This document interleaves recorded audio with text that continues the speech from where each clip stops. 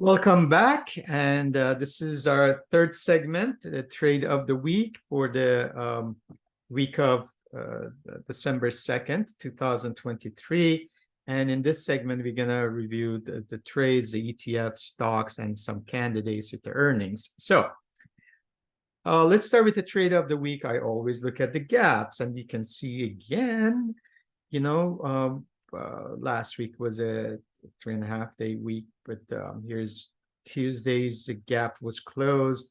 Then we had Wednesday's gap was closed. And of course, on Friday, we had this nice run. So the gaps closed and look where they went. Nice support, and they stopped there. Also, in the past few weeks, I've been looking at, where we were before the FOMC in September. You can see we gotten back to right end of August. This is a 90-minute chart, and we obviously filled that gap. We actually had a gap, it's almost like an island now. And now we broke above the where we were in end of August. So basically, that's telling us that it's been a lot of power. We were floating around here. So let's see if we will pause. Now we're getting to this high. The other thing is, this is a monthly chart of the S&P 500 going back 15 years. And you see on a linear regression, we are nicely positioned. We are hitting one standard deviation. We are above the 20-month moving average. One thing I noticed, though, we were actually in a squeeze going back to November, October, September, and August. This is the monthly. We just broke, but there's a button here, and this is only one day. This is December, so we cannot really go end of the month. But you see how nicely the monthly, when you look at the monthly charts, we respected that 20-month moving average. So basically, again, this is where we are, but this is one day representing 1 month. So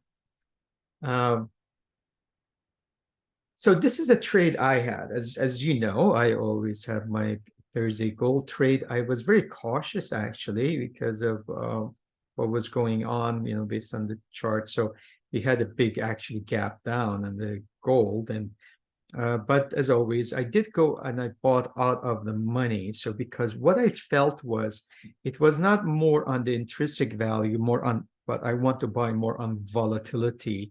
And basically, I thought the implied volatility will expand. So the markets, as always, I put my targets, as you know, my 25, 50, 75, 100, and plus. But I've been so busy these days, I do not have runners. So basically, my runner was like 120% or so. So within, short period, as you can see on Thursday, 3 of my contracts were filled. So I was actually happy, because right after that, look what happened. So I said, well, this is probably going to break even, or, maybe a little bit. It was not a lot of investment. And of course, this is what happens on Friday. And the Friday, we hit our both targets. And then this is what I call, this was a 800% return on my original investment, which I didn't have. So, but this is how markets can get crazy. That's why I would even not put a trailing stop. Like my last runner, I should have just probably on a hand side, just have one runner and just hold it till end of the day and then get out. So, but things like this happen. So, but that's the reason for our Thursday trades. As far as the ETF, talking about gold, the best performing ETF was the junior gold miners, and they were up 7.6%.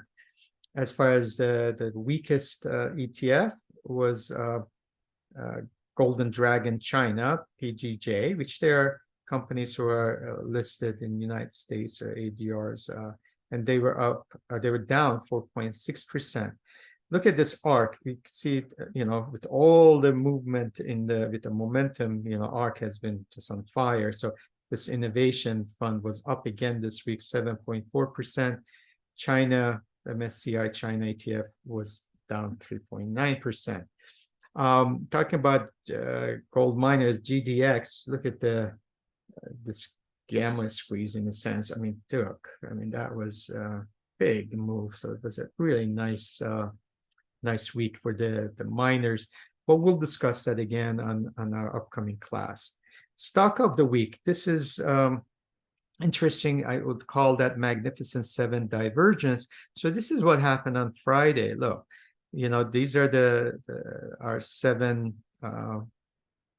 magnificent ones, and look at the sectors, what they did on Friday. So you see the basic materials were nicely up, industrial were nicely up, financial were up. The weakest one was the technology.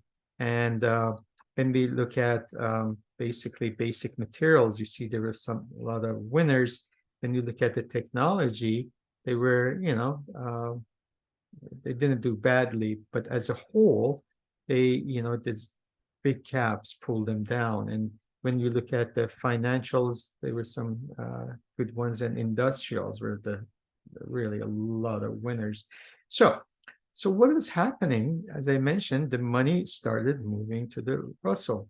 So let's look at, if you recall the financials, think about Dow Jones, think about the Russell. They were all outside, nice, 1 or 2 standard deviation outside their expected move. But let's look at what happened to Microsoft. This is the Friday. This is the week that Microsoft had hit the 2 weeks high of 384 and then dropped. Let's take a look at NVIDIA, the same thing. Hit that again. You see the lower edge of their expected move. Apple, right in the middle, nothing exciting. But Google went outside its expected move in 1 standard deviation. And then Tesla, actually, the story about the pickup trucks coming, and anyway, reverse. And so it stayed right in the middle. The same thing with Meta. Outside is the lower edge of expected move. And Amazon with the Cyber Monday had a nice run up, and then finished right in the middle. And what the reason for that, wanted to share that with you, could see now that there's this association, in a sense, that now we see the Russell and Dow and financials are taking over from that point of view. So our squeeze of the candidates will be Russell 2000. Of course, they've had a really good performance. And I went with the companies who have a volume average, 50-day average of 500,000 and based on setups. On top of that, we still have some earnings coming up. So, there's still a little excitement left. So we have the NIOs and GameStop, if you're into that, and Chewy and Ciena and DocuSign, Lululemon, Broadcom. So, and if you want to play the volatilities and play calendar, that would be calendar play, or horizontal, that would be one. So you see, this is NIO is expected to miss the estimates. And then you have Broadcom and Lululemon. They're going to be expected to beat Dollar General and GameStop, the same story. And Chewy and DocuSign, they're going to expect to meet. All right. I hope this was informative. I wish you a wonderful rest of your weekend and a wonderful week ahead. Thank you so much.